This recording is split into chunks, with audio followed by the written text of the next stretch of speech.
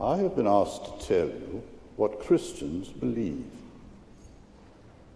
Well, one thing they believe is that a dark power has made himself, for the present at least, the prince of this world.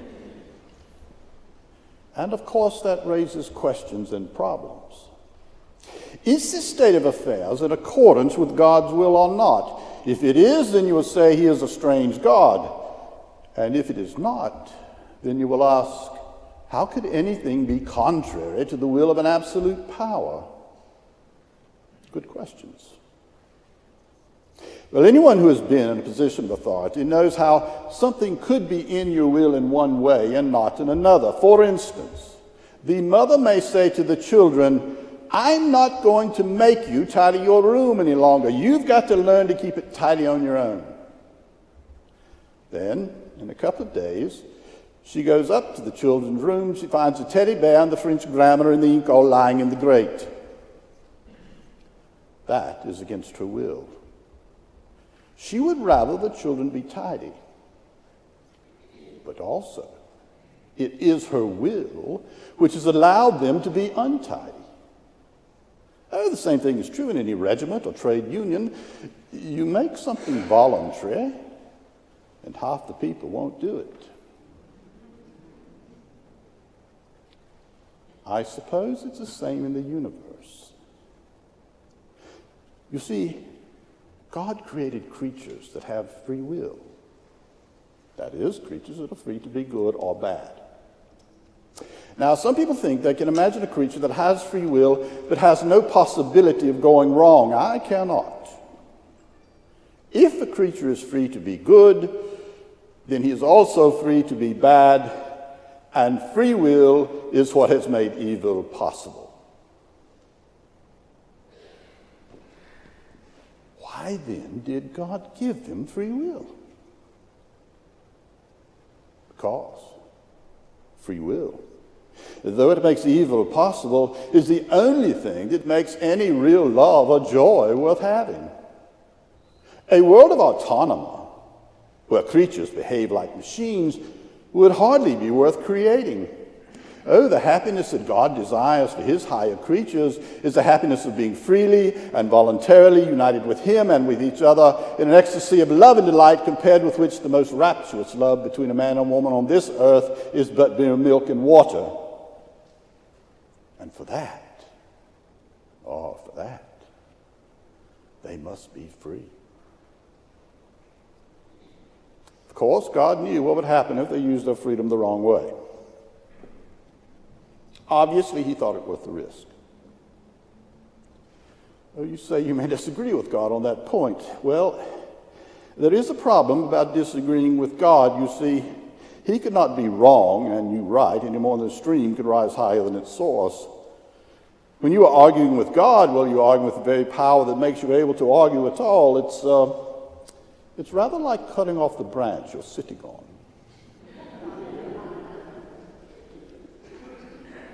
But look here. If this point troubles you, rest assured that if God thought this war in the universe a price worth paying for free will, it is a price worth paying. Now, when we've understood about free will, you will see how silly it is to ask, as someone once asked me, why did God make a creature of such rotten stuff that he went wrong? Oh, the better stuff a creature is made of. The freer and stronger and cleverer he is, then the better he will be if he goes right. But also the worst he will be if he goes wrong. Look, take a cow. A cow cannot be very good or very bad. A dog can be better or worse. A child better or worse still. A man of ordinary intelligence, still more so. A man of genius, still more so. A superhuman spirit, best or worst of all. And so, this superhuman spirit, the one that has made himself prince of the world, how did he go wrong? Well, here no doubt we ask a question to which human beings cannot give a complete answer. We can, however, offer a reasonable and traditional guess based on our own experiences of going wrong. You see, the moment you have a self at all, there is a possibility of wanting to put yourself first, of wanting to be the center, of wanting to be God, in fact. Now that was the sin of Satan, and that was the sin he taught the human race. Some people think that the fall of man had something to do with sex, but that is simply untrue. The story in the book of Genesis rather suggests that some corruption in our sexual nature followed the fall and was its result, not its cause. What Satan put into the minds of our remote ancestors was the idea that they could be like gods, could set upon their own, act as if they had created themselves, find some happiness and peace apart from God. And out of that futile attempt to find happiness and peace apart from God has come everything that we call human history. Money, poverty, ambition, wars, prostitution, empires, slavery, the long, terrible story of man trying to find something other than God that would make him happy. Now, the reason why it can never succeed is this. God made us. He invented us as the man invents an engine. A car is made to run on gasoline and will not run properly on anything else. God is the fuel our spirits were designed to burn, the food our spirits were designed to feed on. There is no other.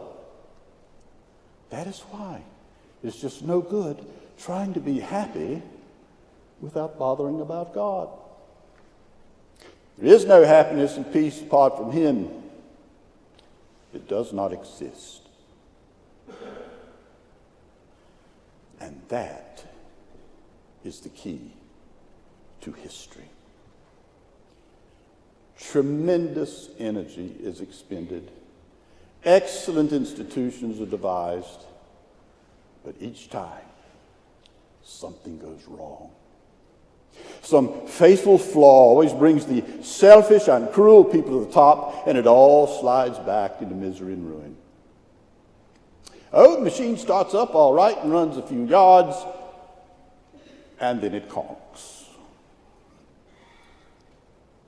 They're trying to run it on the wrong juice. That is what Satan has done to us humans. He's got you and me running on the wrong juice. Well, that's what Satan did. And what did God do? Well, first, He gave us a conscience, sense of right and wrong we've been talking about. And all through history, people have been trying, some of them very hard, to obey it. None of them ever quite succeeded.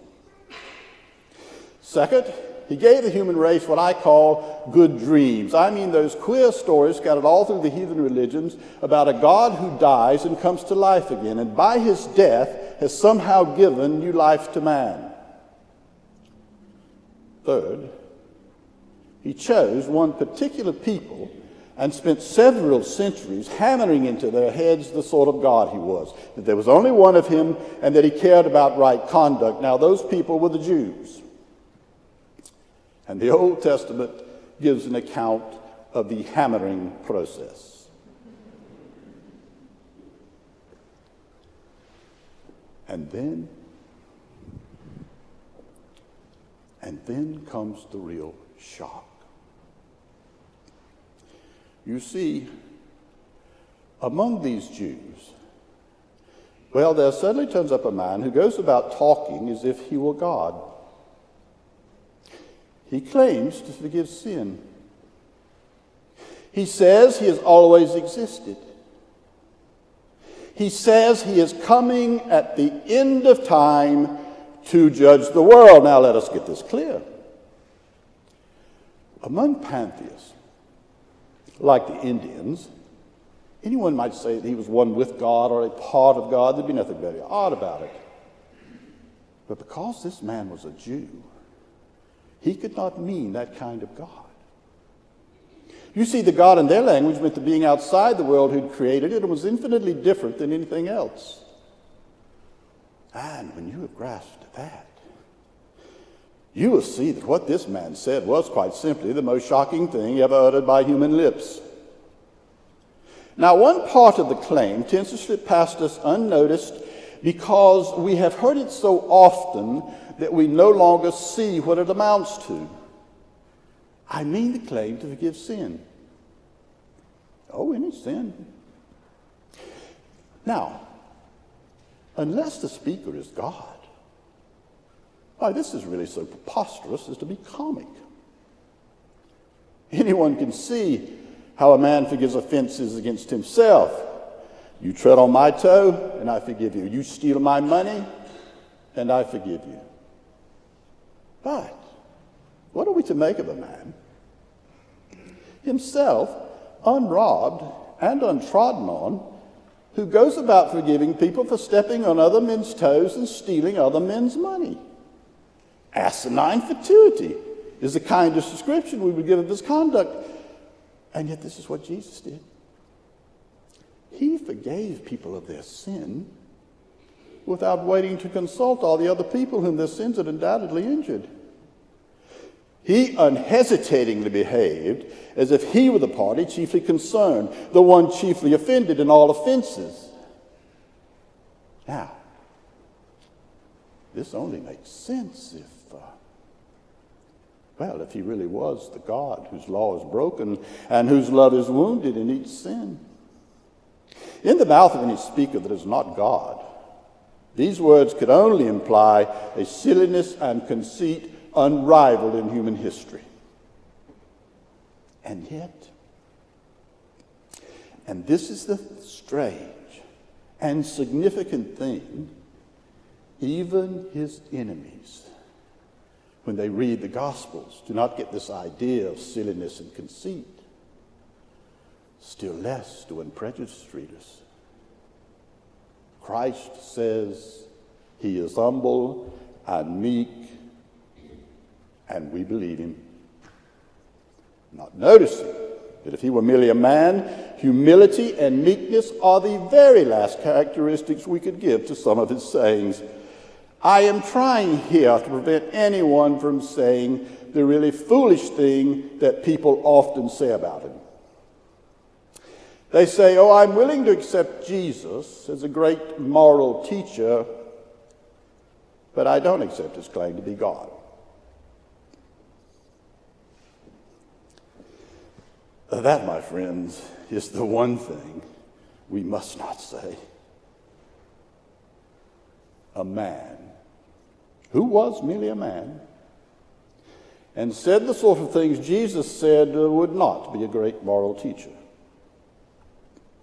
He would either be a lunatic on a level with a man who says he's a poached egg, or else he would be the devil of hell.